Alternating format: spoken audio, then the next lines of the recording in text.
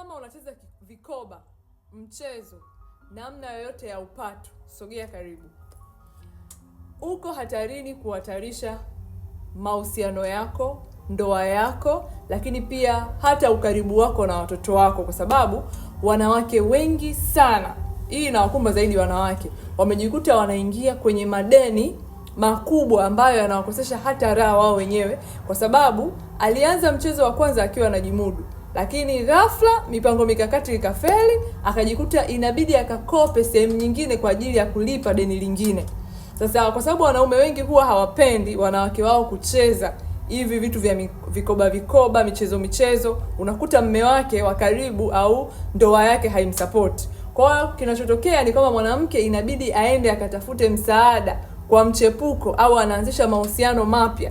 Labda alikuwa tu ni rafiki, mtu wa kazini. Sasa kwa sababu ushamuomba hela mara nyingi, unajikuta unaingiza mahusiano mapya ambayo hujayatarajia, kwa sababu ulitaka tu kuonekana superwoman, una vikoba vingi, mnavunja, una hela. Jamani, hakuna haja ya kulimbikiza madeni kwa watoto wako waanze kulipa, lakini wa mume wako waanze kulipa, kwa sababu haukuweka mipango yani financial status ya ukoo umeiandaa.